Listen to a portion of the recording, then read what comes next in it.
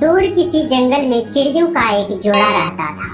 टूनी चिड़िया और टूना चिड़ा और उसका एक अंडा। वे अपने अंडे से बहुत प्यार करते थे क्योंकि उसके अंडे से बच्चे निकलने ही वाला था। टूना सुबह सुबह भोजन की तलाश में निकल जाता। मम्मा चिड़िया सारा दिन अंडे का रक्षा करती और अपने अंडे से बातें करती रहती थी। अगर इस अंडे से बेटा निकला तो उसका नाम कुकू रखूंगी और अगर बेटी निकली तो गुड़िया कहकर पुकारूंगी। मैं अपने बच्चे की हर खुशी पूरी करूंगी। अच्छे से अच्छे भोजन लाकर दूंगी अपने बच्चे को। टूनी चिड़िया बैठे बैठे ऐसे बातें कर रही थी, तभी उन्हें एक आहट सुनाई। फिर टूनी चिड़िया शांत होकर घोंसले में छुप जाती है। मिल जाए कोई तो शिकारी मिल जाए, आज सुबह से ही घूम रहा हूँ। अपने आसपास शिकारी को देखकर टूनी चिड़िया डर जाती है और घोंसले में छुपकर बैठ जाती है और अपनी नजर शिकारी पर रखती है। नहीं, यहाँ तो कोई शिकार नहीं है, ना ही कोई चिड़िया है और ना ही कोई मैना। लगता है मुझे कहीं और जाना होगा। मैं कल फिर इस दिशा में आऊँगा। यह कहकर शिकारी वहाँ से चला जाता है। शिकारी को जाता देख टूनी चैन की सांस लेती है और बोलती है, अब शिकारी ने यह रास्ता देख लिया है। लगता है हमें यहाँ से और कहीं जाना होगा। किसी और सुरक्षित जगह पर जाना होगा हमें। उधर टूना को भी भोजन मिल जाता है और टूना भोजन लेकर घोंसले की तरफ रवाना हो जाता है। और इधर टूनी बेसब्री से टूना का इंतजार कर रही होती है। जैसे ही टूना घोंसले में आता है तो टूनी टूना को सारी बातें बताने लगती है। वो शिकारी यहाँ तक पहुँच गया था, वो तो मैंने देख लिया और मैं छुपकर बैठ गई, वरना आज न जाने क्या हो जाता। नदी के पास बना ले। हाँ, वहाँ हमें पानी भी आसानी से मिल जाएगा और वो जगह भी सुरक्षित है। मैं आज वहाँ जाकर घोंसला बनाने का काम शुरू करता हूँ। मैं भी आपके साथ चलती हूँ, दोनों मिलकर जल्दी से घोंसला बना लेंगे। मगर हमारा अंडा भी तो है, इसका देखभाल कौन करेगा? हम अपना अंडा यहीं छोड़कर जाते हैं और नया घोंसला बनाकर फिर इस अंडे को यहाँ से लेकर जाएंगे। फिर वे पति पत्नी ऐसा ही करते हैं। वे दोनों जंगल के उस पार जाकर नया घोंसला बनाना शुरू कर देते हैं। एक कौवा और कौवी उड़ते उड़ते चिड़िया के पुराने घोंसले के पास आकर बैठ जाता है। फिर कौवी कौवा से कहती है, कालू वो देखो, सामने घोंसले में किसी पक्षी का अंडा पड़ा है। शायद ये अंडा कोई पक्षी छोड़कर चला गया होगा। चलो इसे उठाकर अपने घोंसले में लेकर जाते हैं। कल मेरे मामा जी आएंगे तो उन्हें दे देंगे। मेरे मामा जी अंडा पीना बहुत पसंद करते हैं। नहीं जी, ये अंडा मेरी माँ पी लेगी। मेरी माँ भी कल आने वाली है। मेरी माँ अब बूढ़ी हो चुकी है, ये अंडा खाकर थोड़ी तो ताकत आएगी। यह कहकर कालू कौवा और गोरी कौवी टूनी का अंडा उठाकर वहाँ से चला जाता है। टूनी और टूना भी अपना घोंसला तैयार कर लेते हैं। फिर टूनी बोलती है, बाकी का काम आप कर लीजिए और मैं अंडा के पास जाती हूँ। ठीक है टूनी, ज्यादा देर मत करना, जल्दी आ जाना। फिर टूनी अपना अंडा लाने वहाँ से रवाना हो जाती। पुराने घोंसले में आकर देखती है कि उसका अंडा नहीं है। तब टूनी बोलती है, मेरा अंडा कहाँ चला गया? लगता है कोई मेरा अंडा उठा कर ले गया। मैंने अपने अंडा की सुरक्षा के लिए ही तो लाया था। रोते हुए टूना के पास चली जाती है। टूना के पास पहुंचकर टूनी रोते रोते कहती है, हम लुट गए, हम बर्बाद हो गए। किसी जालिम ने हमारा अंडा चुरा कर ले गया। पुराने घोंसले में अंडा नहीं है। टूनी की यह बात सुनकर टूना हक्का बक्का रह जाता है और कहता है, ये क्या हो गया? हमारे मासूम अंडे ने किसी का क्या बिगाड़ा है? टूना और टूनी बैठे बैठे रोते रहते हैं। फिर रात हो जाती है। टूनी और टूना भोजन किए बिना ही अंडे के बारे में सोचते रहते और इधर गोरी और कालू भी अपने घोंसले में बैठे होते हैं। गोरी और कालू को अंडे से कुछ हरकत महसूस होती है। फिर गोरी अंडे को कान लगाकर देखती है और कहती है, कालू जी, अंडे में तो बच्चा भी बन गया है। अब ये अंडा पीने लायक भी नहीं रहा। मुझे अंडे में से बच्चे की हिलने डुलने की आवाज सुनाई दे रही है। तो फिर इसे उठाकर बाहर फेंक दो। अगर अंडे से बच्चा बाहर आ गया तो नई मुसीबत खड़ी हो जाएगी। ना जाने किस पक्षी का होगा। अगर तोता हुआ तो उसकी टेंटे से मुझे नींद ही नहीं आएगी। नहीं कालू, ऐसे नहीं फेंकते अंडे को। मैं ये अंडे कालन नदी में फेंक आऊंगी। फिर टूना और टूनी सो जाते हैं। सुबह होने पर टूना टूनी से कहता है, टूनी, तुम हौसला रखो, ऊपर वाला हमें फिर से अंडा देगा। अगर इस तरह रोती रहोगी तो तुम बीमार हो जाओगी। मैंने तो अपने बच्चों के नाम भी पहले ही सोच रखे थे।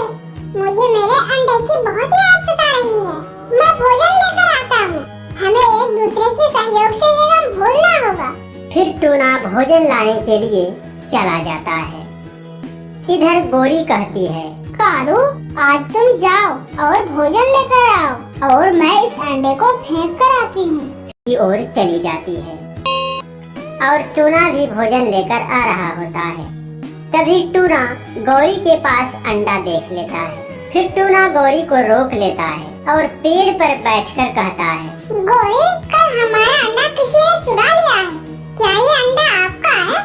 तब गौरी कभी टूना को समझाती है और कहती है, हाँ, ये अंडा मेरा है और मैं इसे बेचने जा रही हूँ क्योंकि मुझे भोजन की जरूरत है। यह सुनकर टूना मन ही मन सोचता है, मैं यह भोजन देकर गोरी से अंडा ले लेता हूँ। यह अंडा दिखाकर टोनी को कुछ दिनों के लिए खुश रख सकता हूँ।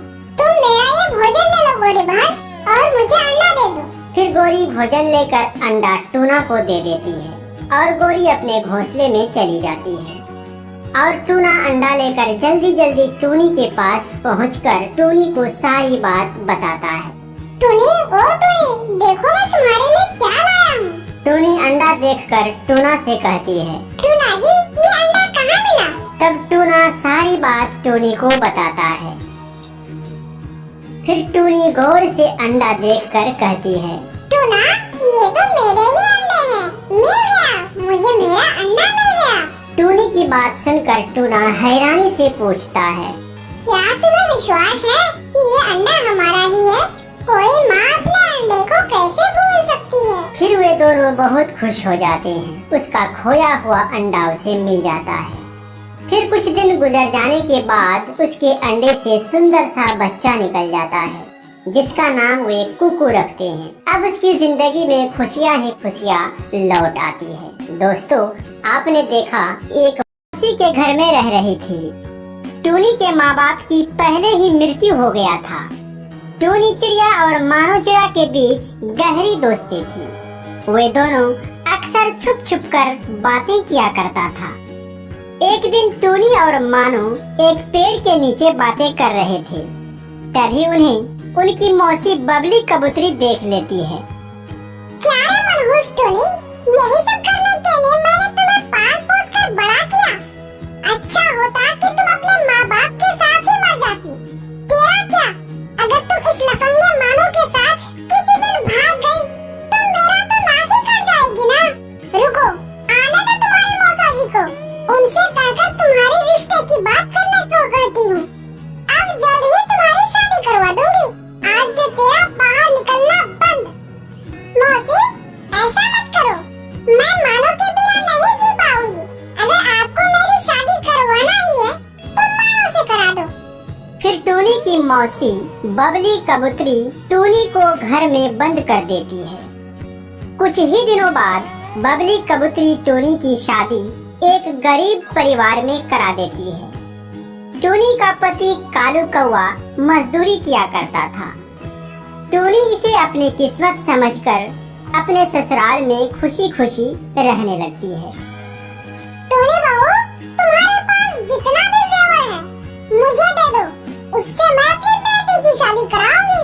लेकिन मम्मा, ये तो मेरे माँ बाप की आखिरी निशानी है। मैं भी नहीं है। टूनी अपनी सास की बातें सुनकर डर जाती है। ठीक है मम्मा, मैं अपने जेवर लाती हूँ। फिर टूनी चिड़िया अपनी जेवर अलमारी से निकालकर अपनी सास को दे देती है। ये लीजिए मम्मा, जेवर। कुछ दिनों के बाद टूनी के 2 बच्चे जन्म लेते हैं। टूनी को अपने दोनों बच्चों की देखभाल के साथ साथ घर का सारा काम करना पड़ता था। मीनू चिड़िया सिर्फ बैठे बैठे खाती रहती थी। फिर एक दिन टूनी अपने पति कालू से कहती है, सुनिए जी, मैं अपने दोनों बच्चों को संभालूं या घर का काम करूं? आप माँ जी को बोलिए ना कि घर के कामों में थोड़ी मेरे हाथ बटाए या मेरे बच्चों को कुछ देर के लिए संभाले।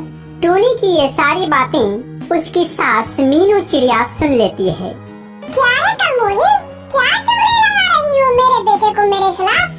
देखो कालू, सारी प्रॉपर्टी अभी भी मेरे नाम पर ही है।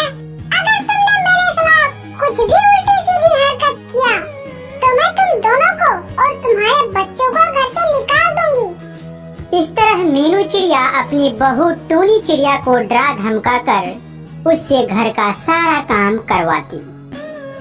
काम में कमी आने पर कभी कभी मीनू चिड़िया अपनी बहू टूनी चिड़िया की पिटाई भी करती रहती।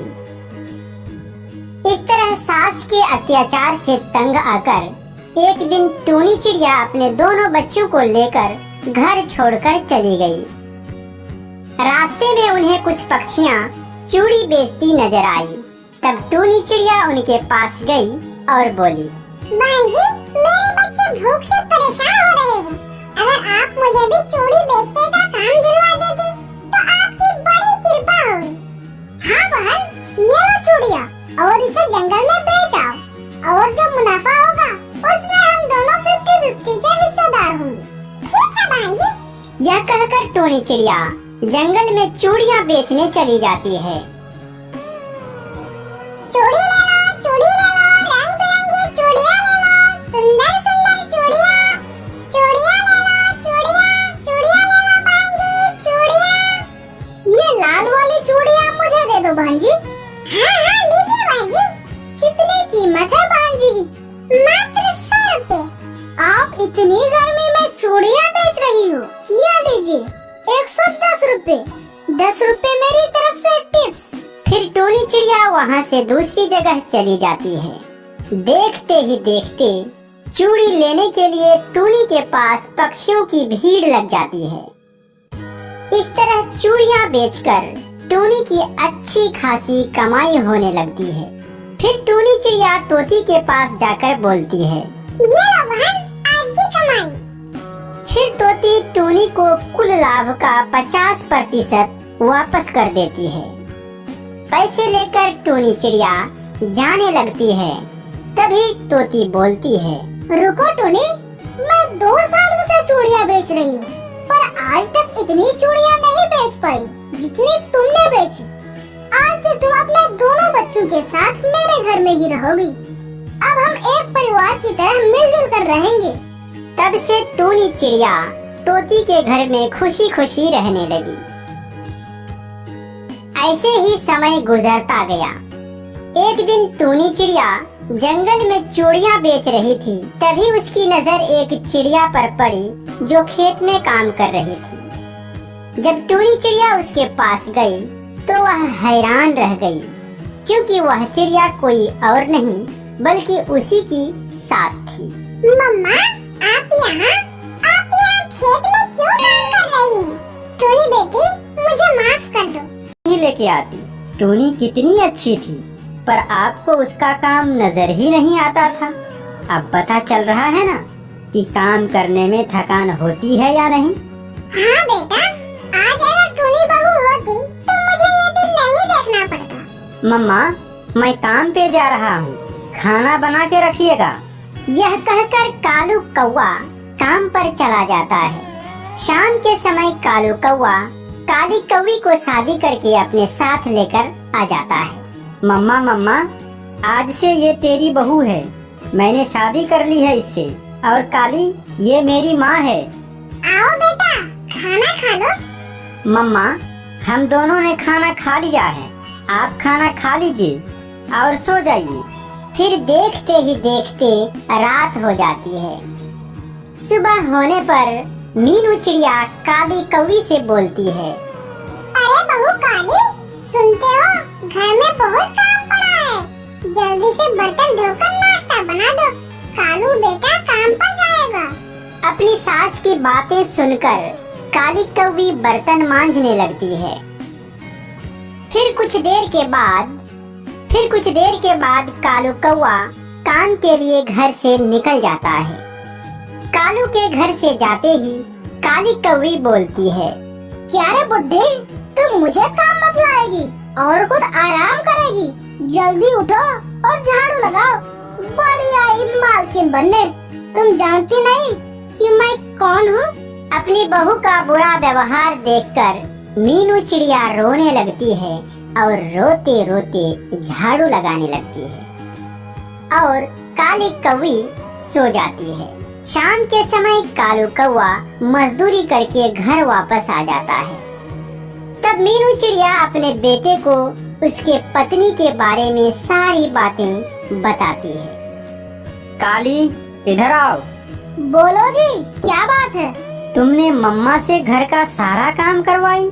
क्यों, आपकी मम्मा क्या कोई महारानी है जो काम नहीं करेगी? काली, ये तुम क्या कह रही हो? तुम होश में तो हो ना? देखिए कालू जी, मैं कोई इस घर की नौकरानी नहीं हूँ जो मैं अकेली घर का सारा काम करूँ और ये बुढ़ी बैठी रहे। और हाँ, आप दोनों कान खोलकर सुन लीजिए, मैं इस जंगल के कड़कनाथ सेठ की बेटी हूँ। इस जंगल की सारी पक्षियाँ मेरे बाप के कहर से थर थर कांपता है। अगर तुम दोनों ने मेरे साथ उल्टी सीधी हरकत करने की कोशिश भी की तो तुम दोनों जान से जाओगे। कड़कनाथ का नाम सुनकर कालू कौवा और मीनू चिड़िया दोनों डर जाते हैं। फिर काली कौवी घर की मालकिन बन जाती है और मीनू चिड़िया से घर का सारा काम करवाने लगती है। बेटी, मैं काली के कहर से परेशान होकर घर छोड़कर जंगलों में भटक रही हूँ। मुझे माफ कर दो बेटी। अगर मैंने तुम्हें नहीं परेशान करती तो आज ये दिन नहीं देखना पड़ता। मम्मा, आप परेशान ना हो, आप चलिए मेरे साथ। आज से हम सभी मिलजुल कर रहेंगे और चूड़ियों की एक बड़ी दुकान खोलेंगे। फिर टूनी चिड़िया और मीनू चिड़िया दोनों मिलकर चूड़ियों की एक बड़ी सी दुकान खोल देती है और फिर दुकान में चूड़ियां बेच बेच कर वे बहुत ही अमीर बन जाते हैं। दोस्तों, इस कहानी